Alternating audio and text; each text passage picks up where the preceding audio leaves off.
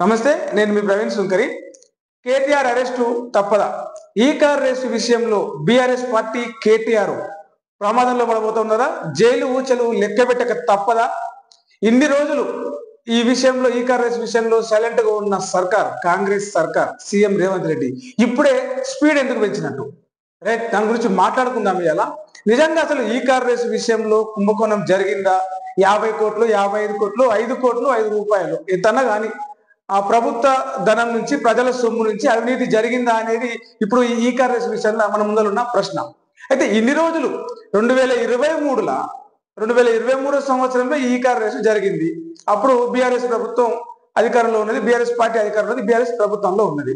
ఆ తర్వాత జరిగిన ఎన్నికల ప్రచారంలో కాంగ్రెస్ పార్టీ తరఫున ముఖ్యమంత్రి అభ్యర్థులు రేవంత్ రెడ్డి, కాంగ్రెస్ పార్టీ ప్రధాన ఫేస్ గా ఉన్నటువంటి రేవంత్ రెడ్డి ఏం చెప్పుకుంటూ ప్రచారం చేసిందో, రాష్ట్రం మొత్తం అప్పులలో ఉన్నది, కేసీఆర్ మొత్తం అవినీతి చేస్తా ఉన్నాడు, కేటీఆర్ మొత్తం అవినీతి చేస్తా ఉన్నాడు అని చెప్పేసి రకరకాల హామీలు, రకరకాల ఆరోపణలు చేసుకుంటా ఎన్నికల విషయంలో ఆ ప్రచారంలో ప్రజలకి ఇవన్నీ చెప్పారు, ప్రజలు నమ్మిరు, ఓట్లు వేసారు, మార్పు తీసుకొస్తామన్నారు. అధికారంలోకి వచ్చింది కాంగ్రెస్ పార్టీ. అధికారంలోకి వచ్చి ఇక ఈ డిసెంబర్ వస్తే పూర్తిగా 2 సంవత్సరాలు, అంటే 24 నెలలు కంప్లీట్ అవుతుంది. 24 నెలల్లో ఎన్నికల ముందు ఏవైతే ఆరోపణలు వచ్చినాయో, కాళేశ్వరం అని, ఫోన్ ట్యాపింగ్ అని, ఈ కార్ రేసింగ్ అని, ఇంకా రకరకాల కేసులన్నీ ఏవైతే రకరకాల ఆరోపణలు వచ్చినాయి, వాటి అన్నిటి మీద అప్పుడప్పుడు 6 నెలలకు ఒకసారి, 3 నెలలకు ఒకసారి, ఎట్లయితే కుంభకర్ణ 6 నెలలకు ఒకసారి నిద్రలు వేసి బేవ ఆవలిస్తుంది కదా, ఇట్లా 6 నెలలకు ఒకసారి ఒక కేసు యాడికి వస్తుంది సీఎం రేవంత్ రెడ్డికి. ఇప్పుడు జూబ్లీహిల్స్ ఉప ఎన్నిక అయిపోయి అందులో గెలిచిన తర్వాత అది ఎట్లా గెలిచారు అనేది ప్రజలందరికీ తెలుసు, గెలిచిన అభ్యర్థికి తెలుసు, గెలిపించిన సీఎం రేవంత్ రెడ్డికి తెలుసు, ఓట్లేసిన ప్రజలకు తెలుసు, ఓడిపోయిన బీఆర్ఎస్ పార్టీ తెలుసు, బీఆర్ఎస్ పార్టీ అభ్యర్థికి తెలుసు, పార్టీ వర్కింగ్ ప్రెసిడెంట్ కేటీఆర్ తెలుసు, సపోర్ట్ చేసిన బీజేపీకి తెలుసు, ఓట్లు వేసిన ఎంఐఎంకి తెలుసు. సో ఇవన్నీ జూబ్లీహిల్స్ ఉప ఎన్నిక.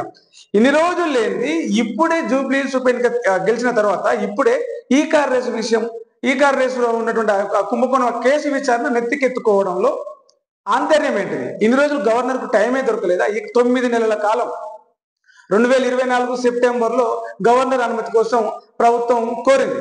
అప్పట్లో కేటీఆర్ని అరెస్టు చేయాలని ప్రయత్నాలు జరిగినాయి, విచారణ అని చెప్పేసి 3-4 సార్లు తిప్పిరు ఆడికిడికి.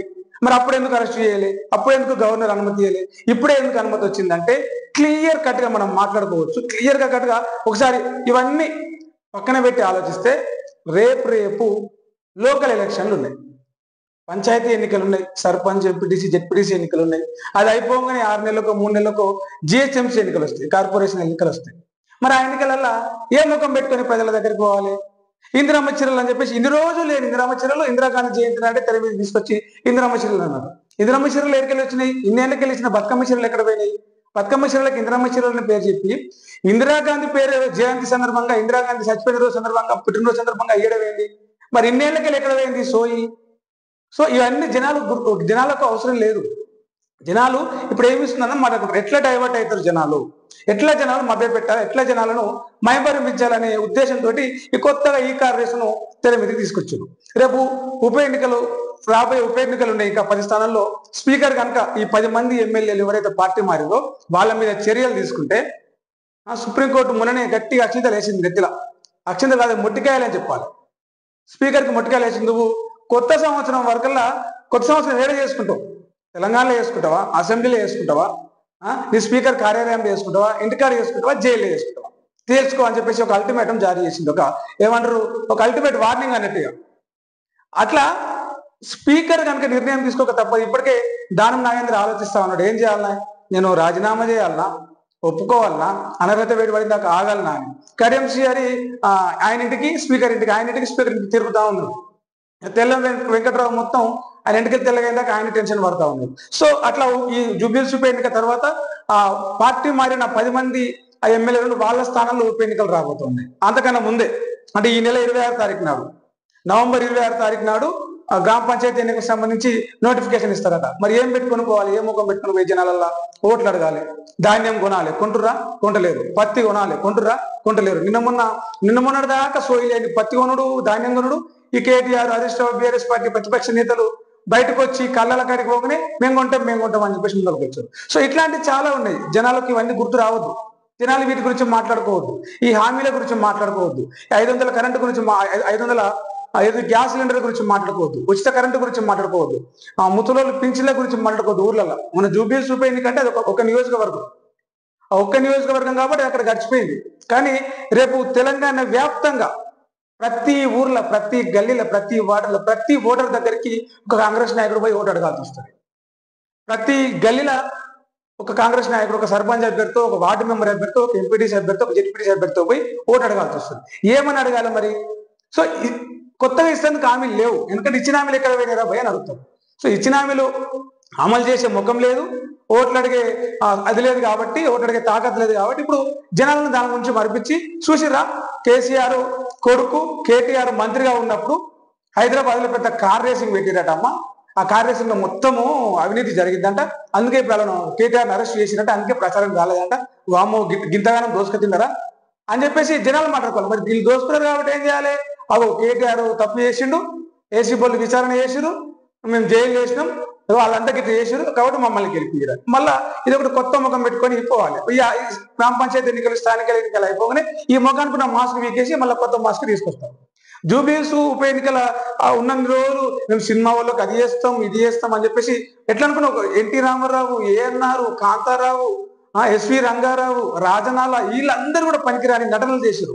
వాళ్ళు కాంగ్రెస్ మంత్రులు, ఎమ్మెల్యేలు, ముఖ్యమంత్రి రేవంత్ రెడ్డి అందరూ కూడా ఏది జూబ్లీహిల్స్ ఉప ఎన్నికలలో ఆ ఎన్నికల్లో గెలిచి అయిపోయింది, వారం అయిందో కాలేదు. ఆ రామోజీ దాని ఏమంటారు మన సారథి స్టూడియోస్ మీద, అన్నపూర్ణ స్టూడియోస్ మీద మీరు గట్టెట్లా కడతారు ఫీజులు అని చెప్పేసి ఫీజుల కొరడ ఒకటి ఇస్తుంది. ఇన్నేళ్ళకే లేని పంచాయతీ ఇప్పుడే గుర్తొచ్చింది వీళ్ళకు.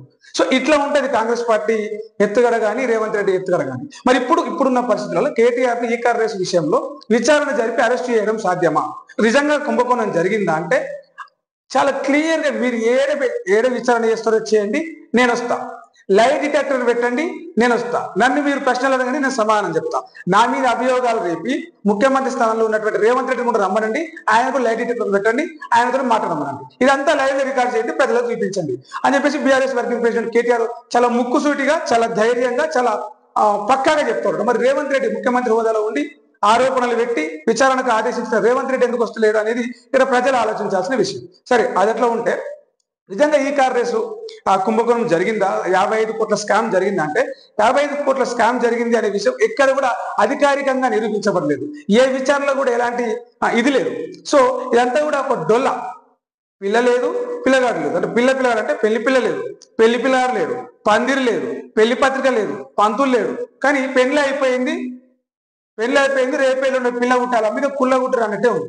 ఇది ఈ కార్ రేసు విషయంలో కేటీఆర్ స్కామ్ చేసిండు, బీఆర్ఎస్ ప్రభుత్వం స్కామ్ చేసింది, ఇక విచారణ చేయాలి, ఇక అరెస్ట్ చేయాలి, ఇక జైలుకి పంపించాలన్నది కోర్టు కూడా చాలా క్లియర్ గా చెప్పింది. ఇక్కడ విచారణ మాత్రమే చేయాలి, మీరు అరెస్ట్ చేసే అవకాశం లేదు, అధికారం లేదు, అథారిటీ లేదని చెప్పేసి. ఇప్పుడు కొత్తగా మళ్ళీ తెర మీదకి ఎందుకు తీసుకొస్తా ఉన్నారు? సో మళ్ళీ ఉప ఎన్నికలు రాబోతున్నాయి, మళ్ళీ స్థానిక ఎన్నికలు రాబోతున్నాయి. ఆ ఎన్నికలలో జనాలను డైవర్ట్ చేయాలి, బీఆర్ఎస్ పార్టీ నాయకులని, పార్టీ నడిపించాలని ఇబ్బందులు పెట్టాలి. వీళ్ళు కోర్టు చుట్టూ తిరుగుతూ ఉంటారు, వీళ్ళు జనాల చుట్టూ ఓట్లాడుకోవాలి. లేకపోతే వీళ్ళకు ఓట్లు వాడే అవకాశం లేదు, జనాల దగ్గరకు రానిచ్చే పరిస్థితి లేదు. కాబట్టి సో అట్లా కేటీఆర్ ను ఈ కార్ రేసింగ్ లో పెట్టాలి. అది అట్లుండగానే మళ్ళీ కాళేశ్వరం తెర మీద తీసుకురావాలి. చల్ హరీష్ రావు బయటకు వస్తుండు, హరీష్ రావు కొత్త పార్టీ తెలిసి అట్లా ఒక పుకారు రేపాలి. ఎందుకంటే ఇప్పటికే కవితను కొంత డైవర్ట్ చేసింది. సో ఇట్లా హరీష్ రావును, కేటీఆర్ ను వీళ్ళని దాటుకుని ఆ తర్వాత కేసీఆర్ దగ్గరికి పోవాలన్నా అనేది రేవంత్ రెడ్డి చేసుకున్న ప్లాన్. అష్టచమ్మ ఆడితే ఫస్ట్ తీని వేసి ఒక కాయ చంపాలి, ఆ తర్వాత అష్టకు పెట్టి కన్నుకు చంపాలి, ఒక ప్లాన్ చేసుకుంటారు పంజం పడ్డకోది. సేమ్ అష్టచమ్మ అన్నట్టే, పులిజూదం అన్నట్టే రేవంత్ రెడ్డి ఆడదామని చూస్తున్నామో కానీ ప్రజలు ప్రతి ఒక్క విషయం గమనిస్తూ ఉంటారు, రాజకీయ విశ్లేషకులు ప్రతి ఒక్క విషయం గమనిస్తూ ఉంటారు, రాజకీయ నాయకులు ప్రతి ఒక్క విషయం గమనిస్తూ ఉంటారు. జూబ్లీహిల్స్ లో మీరు సాధించిన, కాంగ్రెస్ పార్టీ సాధించిన, అధికార పార్టీ సాధించిన ఫలితం ఏదైతే అనుకూలంగా ఉందో, ఎక్కడైతే బీజేపీ పూర్తిగా సపోర్ట్ చేసిందో, ఎక్కడైతే ఎంఐఎం పూర్తిగా సపోర్ట్ చేసిందో, సో జూబ్లీహిల్స్ ఓటమితోటి బీఆర్ఎస్ పార్టీ తోటి ఉండాలని కూడా బీజేపీ, అంటే ఇక్కడ కాంగ్రెస్ రూపంలో రేవంత్ రెడ్డిని దగ్గర చేసుకోవాలని బీజేపీ ఆలోచన కనిపిస్తూ ఉంది. సో అక్కడ బీజేపీ ఆలోచన, బీజేపీ సపోర్ట్ పెరిగింది కాబట్టి ఇన్ని రోజులు లేని అనుమతి బీజేపీ కాడర్కి చెందిన గవర్నర్ విష్ణుదేవ్ శర్మ ఇప్పుడే ఎందుకు అనుమతించినట్టు? ఇది చాలా క్లియర్ గా ఒక మన ఊరు ఒక సామాన్యంగా ఆలోచించిన అర్థమవుతుంది. కాబట్టి ఎన్నికల ఎత్తుగడ, స్థానిక ఎన్నికల ఎత్తుగడ, అంతకు మించి ఈ కార్ రేసులో వీళ్ళు విచారణ చేసినా తెలిసేది ఏం లేదు, కొండందోవి ఎలకన పట్టినట్టే ఉంటది. సో వీళ్ళు అరెస్ట్ చేయాలని చూస్తే కనుక గతంలో అరెస్ట్ చేయాలని చూసినప్పుడే జనాలు క్యాడర్ ఏ రేంజ్ లో బయటకు వచ్చారో మనం చూసినాం. సో ఇప్పుడు హైదరాబాద్ లో మేము 2 సీట్లు కొట్టినాం, ఉప ఎన్నికల్లో హవా మాదే ఉంది, ప్రజలు మమ్మల్ని కోరుకుంటారని చెప్పేసి ఏదో డంబాచారం బబ్రజమానం భజగోవిందం అని కేసీఆర్ గారు చెప్తారు కదా, అట్లా ఒక డంబాచారం లాగా, ఒక లేని వాపును బలుపులాగా బలంలాగా చూపించుకునే ప్రయత్నం ఇది చేస్తా ఉన్నారు. ఇక్కడ ప్రజలు దీన్ని గమనిస్తారు. దీని వెనకాల ఇవాళ కాకపోతే రేపు కాకపోతే ఏడాది కాకపోతే 2 ఏళ్లకు, అల్టిమేట్ గా 3 ఏళ్లకైనా రియలైజ్ అవుతారు ప్రజలు. ఇప్పటికే చాలా రియలైజ్ అయ్యారు. సో ఈ కేటీఆర్ ఇప్పుడే ఎందుకు అరెస్ట్ చేయాలి, ఇప్పుడే ఎందుకు గవర్నర్ పర్మిషన్ ఇవ్వాలి? స్థానిక ఎన్నికలు లేవనుకో కేటీఆర్ విచారణ ముందరకు వచ్చేది కాదు, లేకపోతే కాళేశ్వరం ముందరకు వచ్చేది కాదు. ఎన్నికలు అప్పుడు 2 గుర్తొస్తాయి వీళ్ళకు. బీఆర్ఎస్ పార్టీ మీద ఏదైనా కేసు విచారణ పెట్టాలి, లేదంటే రైతు బంధు, లేకపోతే ఇంకేదో. ఓట్లప్పుడు వీళ్ళకి ఇవన్నీ గుర్తొస్తాయి.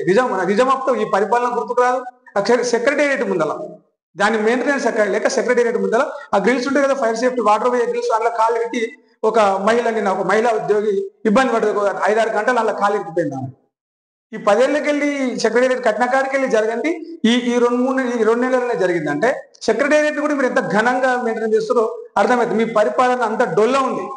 మీదికెళ్ళి ఇట్లా ఉంది మొత్తం. మన వెలకకాయ ఉంటుంది, ఎలగ పండు లాగా ఉంది, కానీ లోపల ఓపెన్ చేసి చూస్తే మొత్తం అదే మేడి పండు లాగా ఉన్నది. సో ఈ మేడి పండులో లోపల పురుగులు ఉన్నాయి, ఎవరికి కనబడకుండా అబ్బా ఎంత ఎర్రగా దూరగా మంచిగా ఉంది, చూడనికి ఎంత బాగుందో అనిపించేలాగా దీనంతా కూడా ఒక మసిపూసి మారేడుకాయ చేసుడు, ఆ మేడి పండు చెందలాగా ఈ పరిపాలన చేస్తుంది.